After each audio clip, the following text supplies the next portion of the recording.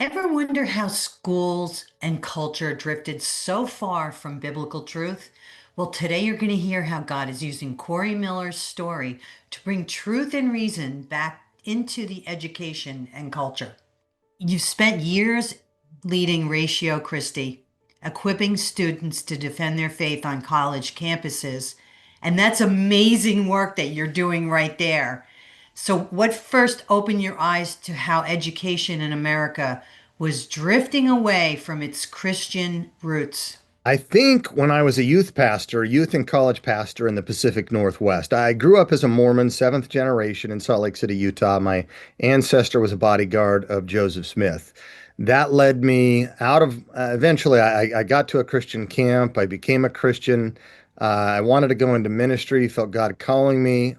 Did that for a while, went into pastoral ministry, but I started seeing my students going off to what I call the secular baptismal font, the university, and they would come back on Christmas break with their brains hanging out. We try to push it back in. They go back again.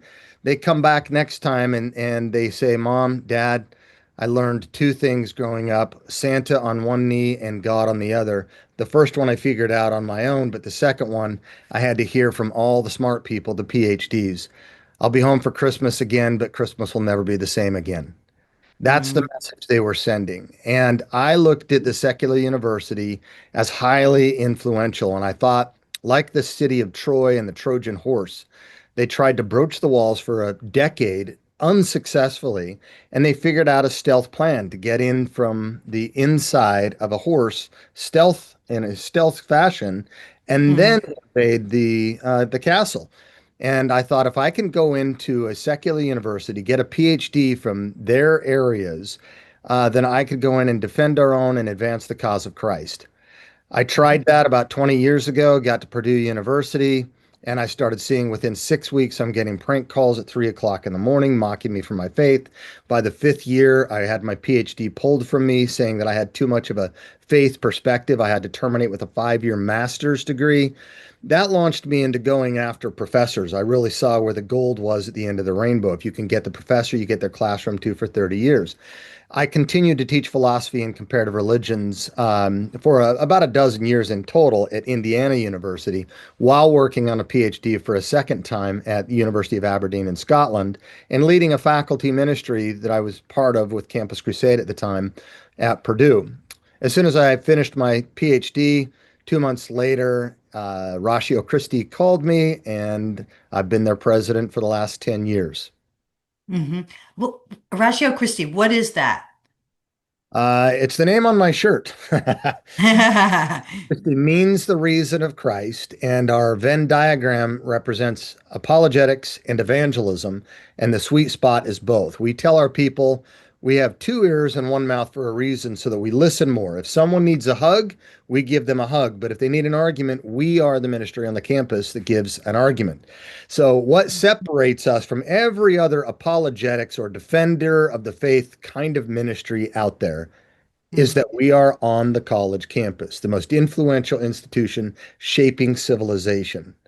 What separates us from every other campus ministry to give us our own unique lane is that we do apologetics evangelism. We're the only ones that do that. So all the campus ministries have their own idiosyncrasies, their own strengths. Same with the apologetics ministries on the outside and the churches. But we've got this unique lane of doing apologetics evangelism, confronting the big topics. And so our mission is equipping students and professors to give historical, philosophical, and scientific reasons for following Jesus. And our vision is thoughtful Christianity, transforming lives on campus today, changing culture tomorrow. As goes the university, so goes the culture. And as goes the US university, so goes the world. This is literally ground zero to leverage the entire world. A lot of people don't realize how significant this is.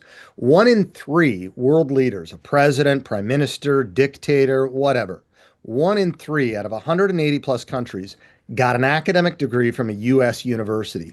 This is the place of influence. It is the place where our doctors, our lawyers, our media, our politicians, our K through 12 educators, even going back into Christian schools, are all coming from. It's the place where the future professors are born. If you want to change the culture, change the university. Politics, I often say, is downstream from culture, culture from education, and the apex of education is the university. If you want to change the culture, change the university. So, Nancy, we're about, by God's grace, saving souls on the university campus, but we also want to save the soul of the university. And so we have a high school division, we have a college age division, and we have a professor's division.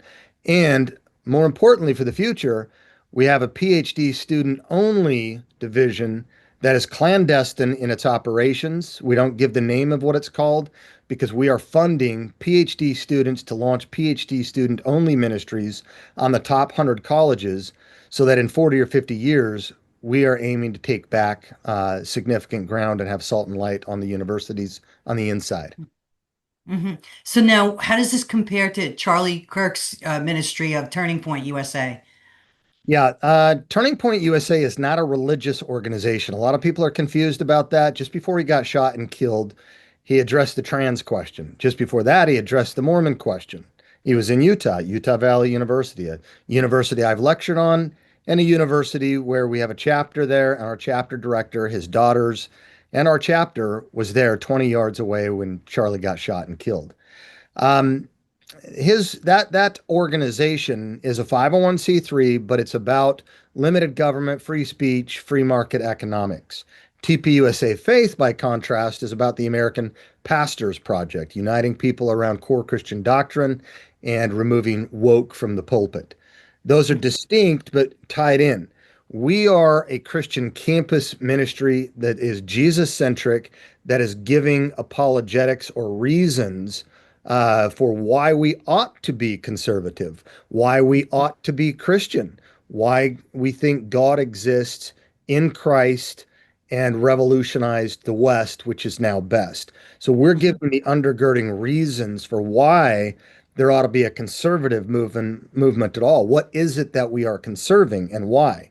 So we Hmm. provide the philosophical underground. Now, I've worked alongside Turning Point. Their national director of TPUSA Faith, Lucas Miles, has endorsed my book, The Progressive Miseducation of America, subtitle Confronting the Cultural Revolution from the Classroom to Your Community. So he's endorsed my book.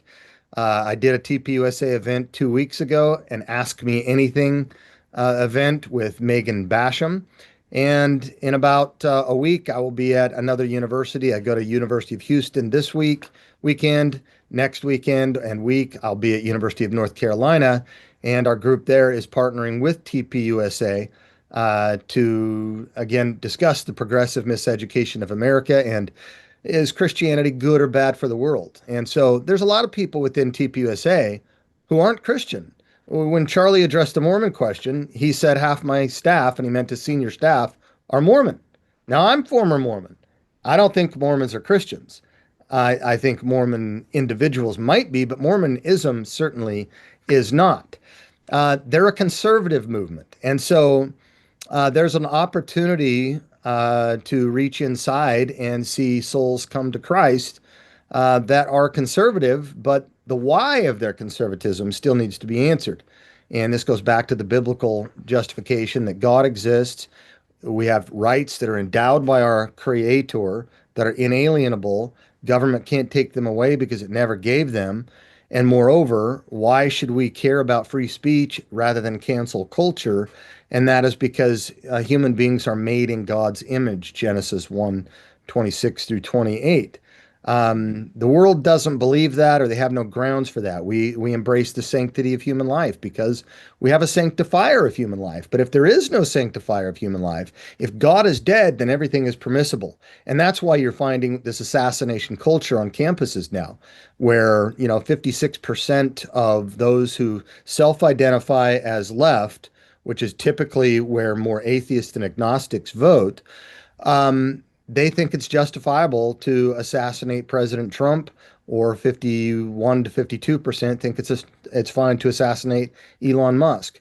That doesn't come from a biblical worldview. That comes from a secular worldview. So why should we not have an assassination culture? Why should Black lives or all lives matter?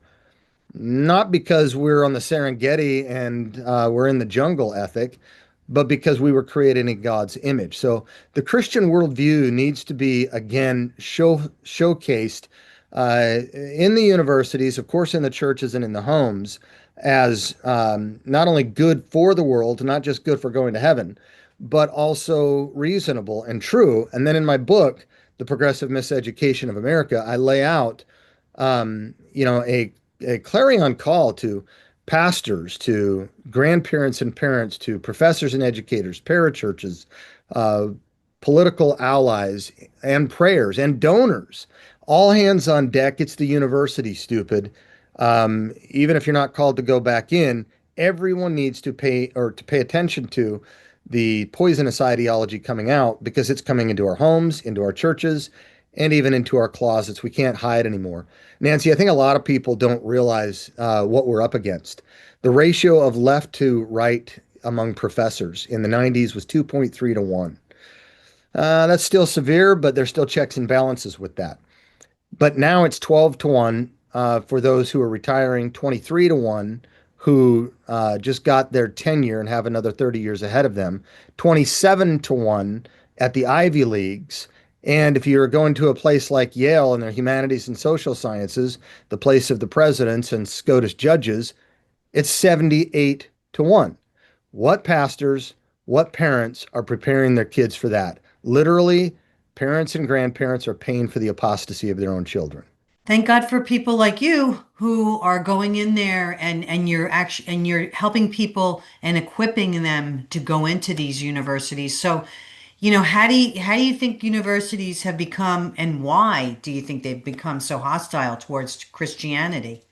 So in the book, I lay it out in three parts. The first part is this is no longer grandma's America. How did we lose the culture or losing it because it's not over yet? Hmm. I say look no further than the universities. And the natural question is, wait a minute, didn't we start those? Yes, way back from Europe with Cambridge and Oxford and so forth. But in America, shortly after the Pilgrims landed and had their Thanksgiving turkey, they went and launched Harvard University with the motto Truth for Christ and the Church, which lasted nearly 300 years. By 1840, every single university president was also a member of the clergy, teaching the senior capstone class on moral philosophy. By 1880, church and chapel attendance were still required. There was a battle that took place between 1880 and 1930. We had no PhD programs in America, so we sent our best and brightest overseas to typically Germany, which is the most educated, formally educated country in the history of the world at the time. And that's where people like Immanuel Kant, we remember him because he was the end of the Enlightenment period. You Kant no ultimate reality, right? Agnosticism. And you had people like Schleiermacher, the father of modern liberal theology. The people that Dietrich Bonhoeffer were fighting against, actually. You had Freud and sexuality that we see in the sexual revolution and part of the revolution we're experiencing today. You had Nietzsche, God is dead. You had Hegel, Marx, Engels, and this is a Marxist revolution. Well, all those graduates had come back and they ushered in the worldview of scientific naturalism on the campuses. That every department started to change its name from politics, a subset of ethics, to political science, from psychology, which literally means the study of the soul, to now the study of the brain and central nervous system, the Department of Psychological Sciences. Everything was about science as the be all end all of knowledge. You have to taste it, touch it, smell it, hear it, feel it for it to be real. If not, just go in your closet and have wish fulfillment. And so that impacted the church by giving us liberal Protestant theology and the social gospel. Well, in the 1930s, the dust was settling. They won. We had to go start our new universities like Westminster and Calvin College and Wheaton and Biola, all of which are now sensing cracks in their fissures as well. Because right in the 1930s, when the dust was settling, something else nefarious was now just beginning in Germany. In Germany, there was this new group of Marxists, the neo Marxists, and they were trying to figure out why their father, Karl, his predictions didn't come true and what happened. And they thought, okay, we need to expand the horizon beyond just class warfare of haves and have nots and the redistribution of economic wealth. Instead, to expand it to race, class, sex, gender, ethnicity, nationality, and so forth. And they also incorporated with Marx and Freud together so that you had this neo-Marxism that included sexuality and so forth. Well, they were socialists, but they were global socialists, not national socialists. The anti-fascists and the fascists didn't like each other. Antifa and the Stalinists didn't like each other. Hitler and Marx didn't like each other.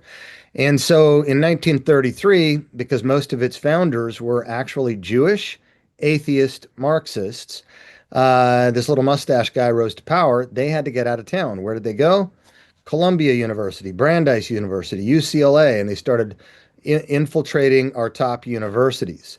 And then you had within the same Axis power set of Marxists, we usually think Axis power Nazis or fascists. The Antifa members, the anti-fascists. Down in Italy, you had Antonio Gramsci. Well, who was he? He was one of the most dangerous of the neo-Marxists or cultural Marxists. And he never got out of prison. So how did his views get mediated to us in the English world? Well, right here in Indiana at Notre Dame University, a Marxist professor by the name of Joseph Buttigieg, father of Mayor Pete, mediated his writings into the English-speaking world.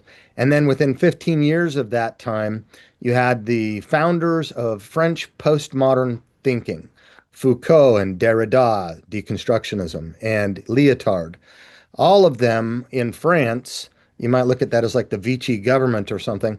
Those people were also card-carrying members of the French Communist Party. So all these peoples are commies.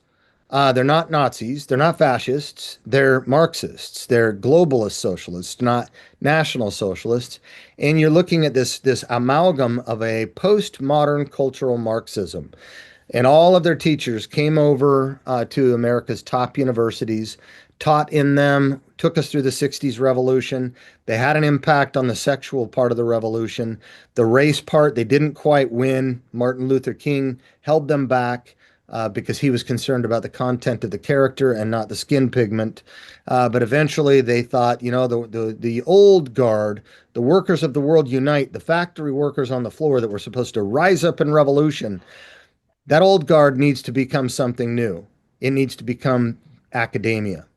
And now we need to think about the long march through the institutions. And so the cultural Marxists set out on this long march to ensconce themselves into the soft tissue of culture, which included academia, media, and ecclesia, church.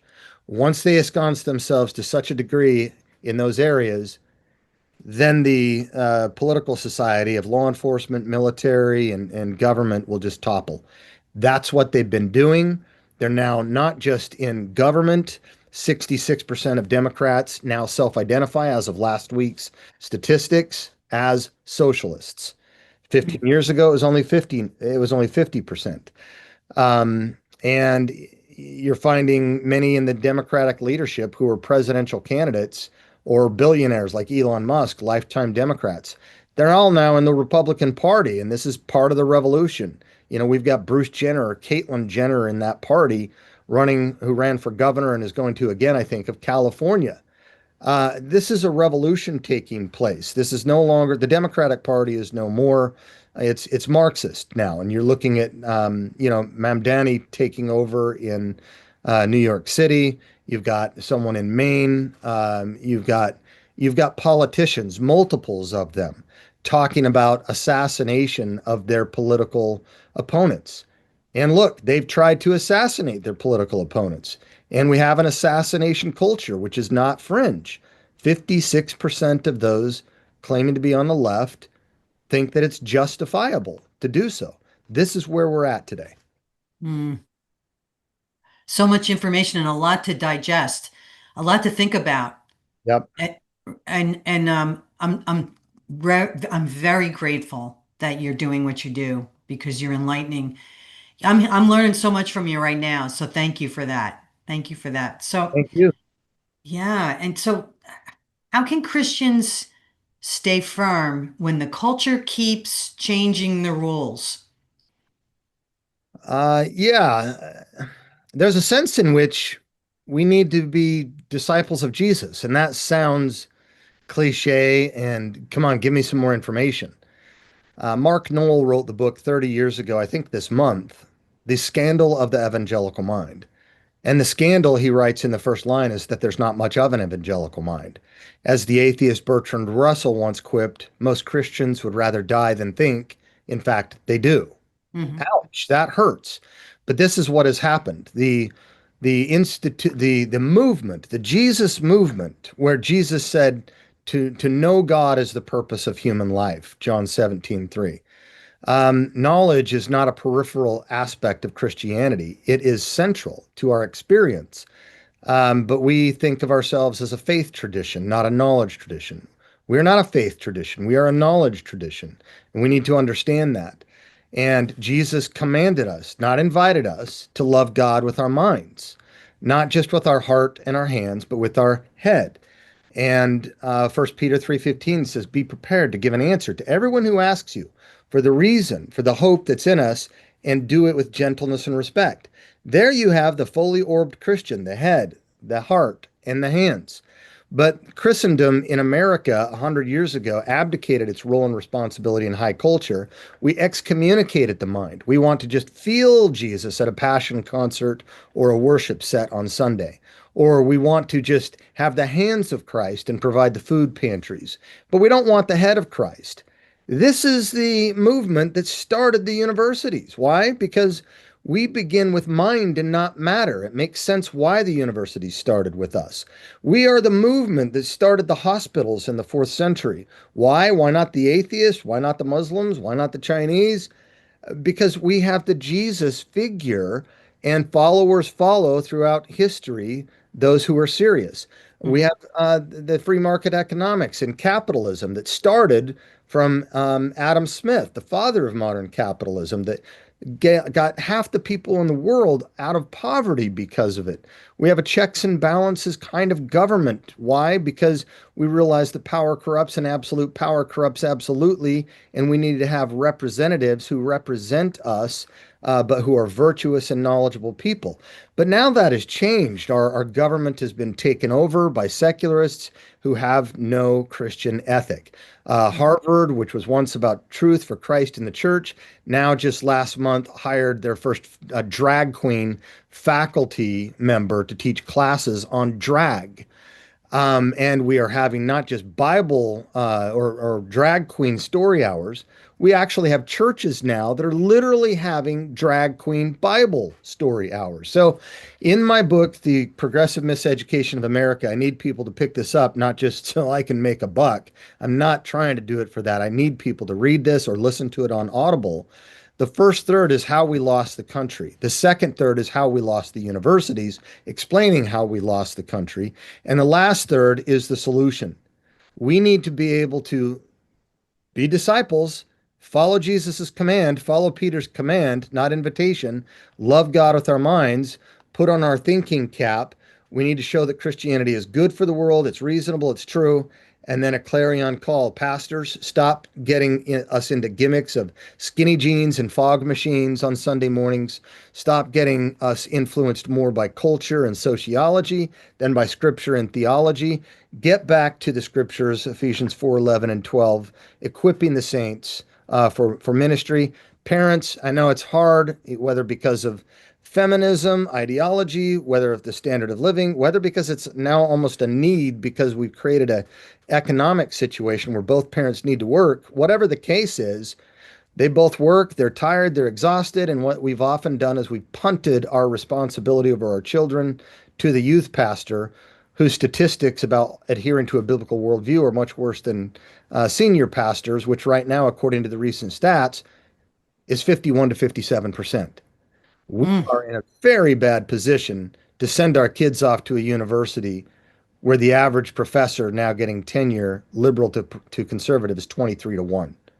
So if we care about our kids or our grandkids, we need to start following Jesus again on the basics. Love God with our mind, prepare our kids for what's coming out of these ideologies centers, and that means understanding what it is. And I lay that out right here. And finally, on our website, you can go to our press and you can get resources. Not everyone needs to read a 300, 500 page book.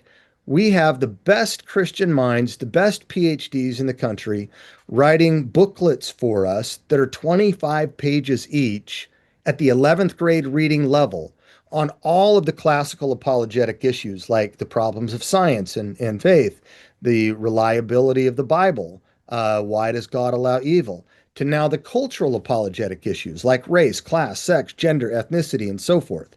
And here you have to have had lived experience if you're going to be an author of that particular booklet. So, our booklet on trans was written by a person who has a PhD and was formerly trans. The one on homosexuality, written by someone who right now has almost completed her PhD and is former lesbian. The booklet on Is Christianity a White Man's Religion, written by someone who has a doctorate and was black, and guess what? Is still black. Isn't that great? But all of these booklets are written by experts. They're concise, they're readable, and there is no excuse for parents or pastors that they don't have the time or the resources when we and other ministries have made this so easy, so concise. If you care about your kids, if you care about your congregation, if you care about your grandkids, start preparing for this. And even if not everybody is called to go back into the universities, which are most, perhaps, maybe support ministries like ours that are going back. Because if you don't change the university, you won't change the culture. We need to stop putting everything we have downstream into politics, like pouring chlorine into the cesspool downstream and being able to see the bottom for 15 seconds. Because at second 16, it's dirty again because of what's coming from upstream. Thank you for coming on today. And where can people find out about you and get your book? Yeah, an easy place to go. You can go to ratiochristi.org, but you can go to ratio, like mathematical ratio, dot link slash PMA for Progressive Miseducation America. Ratio.link slash PMA. Why? Because you can invite me to speak there to your churches, your campuses, your conferences. You can look at our RC Press booklets by clicking on a link there. You can read for free the first introduction and chapter of the book. And if you want to, you can link to Amazon, buy the book, get it on Audible if you'd rather listen. All things can be found right there, ratio.link slash PMA. If you've got students who want to join us or faculty, help us reclaim the universities, great. Tell people about us, let people know what's available on the campuses, or even start a Ratio Christi College prep in your church because we have a high school division as well. And what would you like to leave my audience with today? Pray. All the major revivals in the last 150 years, including the first and second Great Awakenings, including Asbury, Yale, and